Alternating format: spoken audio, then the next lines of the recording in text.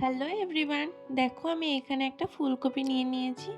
এই ফুলকপিটা দিয়ে আজকে একটা অন্যরকম টাইপের রেসিপি বানিয়ে তোমাদের সাথে শেয়ার করব।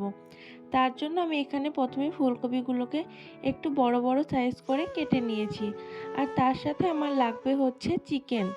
চিকেন আমি প্রায় এখানে 1 কিলো মতো নিয়ে নিয়েছি। আর সাথে নিয়ে নিয়েছি একটা মিডিয়াম সাইজের টমেটোকে ছোট ছোট করে কেটে নিয়েছি। আর নিয়ে নিয়েছি আলু আর পেঁয়াজটা বেশ অনেকটা পরিমাণে লাগবে। আরও একটা স্পেশাল ইনগ্রেডিয়েন্ট লাগবে এখানে, যেটা আমি ভিডিওর মাঝে তোমাদেরকে বলে দেবো। তার জন্য ভিডিওটা শেষ অবধি দেখতে থাকো।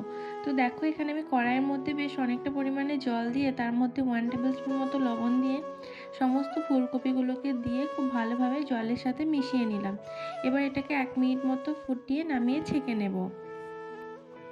এরপরে আমি কড়াইয়ের মধ্যে বেশ অনেকটা পরিমাণে তেল দিয়ে তেলটা খুব ভালোভাবে গরম হয়ে এলে আগে থেকে ফুলকপিগুলো যে 1 মিনিট ফুটিয়ে রেখেছিলাম ওটাকে এর মধ্যে দিয়ে লো টু মিডিয়াম ফ্লেমে খুব ভালোভাবে ফুলকপিগুলোকে প্রায় 4 থেকে 5 মিনিট মতো টাইম নিয়ে আমি ভেজে নেব। দেখো এখানে আমার ফুলকপিগুলো ভেজে নেওয়া হয়ে গেছে। এবার আমি এটাকে একটা অন্য পাত্রে তুলে রেখে দিলাম। এবার ঠিক ওই একই কড়াইয়ে আমি দিয়ে দিলাম আবার অনেকটা পরিমাণে তেল। এবার আলুগুলোকেও ঠিক একইভাবে প্রায় 2 থেকে 3 মিনিট মতো টাইম নিয়ে ভেজে নেব লাল লাল করে খুব ভালোভাবে। আলুগুলো আমার প্রায় ভাজা ভাজা করা হয়ে গেছে। এবার আলুগুলোকেও তুলে আমি একটা অন্য পাত্রে রেখে দেব। দেখো এখানে আমার আলুগুলো সমস্ত তুলে নেওয়া হয়ে গেছে। এবার ওই তেলের মধ্যে আমি দিয়ে দিলাম 1 চামচ চিনি, যার ফলে খুব ভালো একটা কালার আসবে রান্নাটায়। আর দিয়ে দিলাম একটা তেজপাতা। এবার চিনিটা দেখো লাল লাল হয়ে তেলের উপরে ভেসে উঠেছে। আমি এই সময় দিয়ে দিচ্ছি পেঁয়াজগুলোকে। এবার পেঁয়াজগুলোকে 2 থেকে 3 মিনিট মতো টাইম নিয়ে আমি ভাজা ভাজা করে নেব। বেশ লাল লাল করে ভেজে নিতে হবে পেঁয়াজগুলোকে। দেখো এখানে আমার পেঁয়াজগুলো প্রায় ভাজা হয়ে গেছে। এবার আমি এর মধ্যে প্রায় 2 টেবিল স্পুন মতো Kashmiri red chilli powder add করে দিলাম, যাতে একটা খুব সুন্দর কালার চলে আসে। দেখো এটা দেওয়ার পরে 30 সেকেন্ড মতো নেড়ে নেবে, খুব বেশি নাড়ার দরকার নেই, তাহলে মশলাটা পুড়ে যেতে পারে। দেখো এখানে আমি আদা বাটা, রসুন বাটা, জিরে বাটা আর শুকনো লঙ্কা বাটা দিয়ে দিলাম এর মধ্যে। দিয়ে মশলাটাকে কষিয়ে নিচ্ছি। একটু নাড়ার পরে আমি এর মধ্যে একটু সামান্য পরিমাণে জল অ্যাড করব, যাতে মশলাটা খুব ভালোভাবে কষানো হয় আর মশলাটা পুড়ে না যায়। জলটা দেওয়ার পরে তোমরা গ্যাসের ফ্লেমটাকে হাই করে দেবে, যাতে খুব ভালোভাবে তেল ছেড়ে আসে।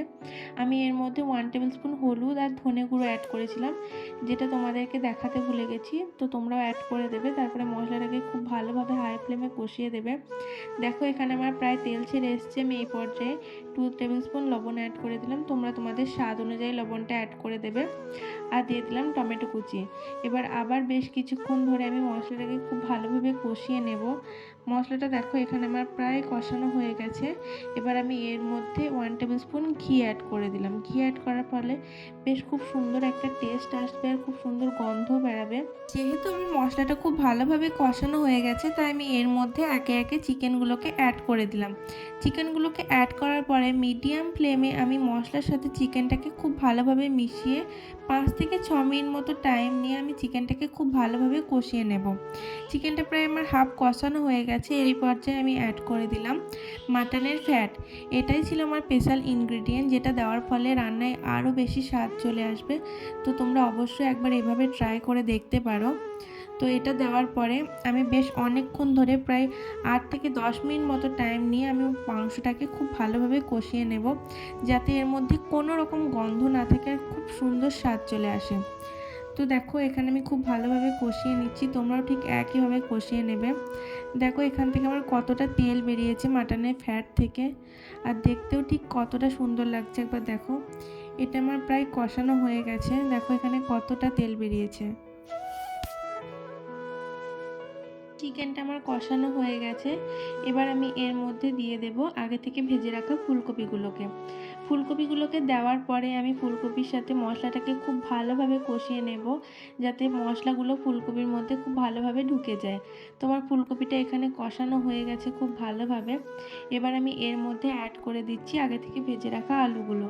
আলুটা দেওয়ার পরে আমি আবার বেশ কিছুক্ষণ কষিয়ে নিচ্ছি। এখানে সব কিছু আমার খুব ভালোভাবে কষানো হয়ে গেছে। এবার আমি এর মধ্যে 2 বাটি মতো গরম জল অ্যাড করে দিলাম। তোমরা তোমাদের আন্দাজ মতো জলটা অ্যাড করে নেবে। এখানে গরম জল অ্যাড করার পরে রান্নাটা আরও তাড়াতাড়ি হবে আর খেতেও খুব সুন্দর লাগবে। তো তোমরা গরম জল অ্যাড করারই চেষ্টা করবে।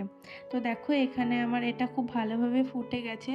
এটা 8 থেকে 10 মিনিট মতো আমি ঢাকা দিয়ে খুব ভালোভাবে ফুটতে দেব, যাতে ফুলকপি আর আলুটা খুব ভালোভাবে সিদ্ধ হয়ে যায়। চিকেনটা আমার কষানোর সময় খুব ভালোভাবে সিদ্ধ হয়ে গিয়েছিল, তাই চিকেনটা সিদ্ধ হতে আর বেশিক্ষণ টাইম লাগবে না।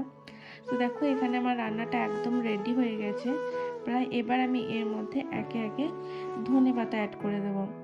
তো চলো ধনেপাতাগুলো অ্যাড করে নিই। দেখো এখানে আমি বেশ অনেকটা পরিমাণে ধনেপাতা দিয়েছি। আর রান্নার পরে দেখো একটা কি সুন্দর কালার চলে এসছে, আর দেখেই খেতে ইচ্ছে করছে না। জাস্ট অসাধারণ টেস্টি হয়েছিল খেতে। তোমরাও এইভাবে একবার ফুলকপি রান্না করে দেখতে পারো, আমি গ্যারান্টি দিচ্ছি তোমাদের অসাধারণ লাগবে খেতে। তো চলো আজকের ভিডিওটা এই অবধি। তো ভিডিওটা যদি তোমাদের ভালো লেগে থাকে তাহলে অবশ্যই লাইক, কমেন্ট, শেয়ার করতে একদম ভুলো না। Tata, bye bye.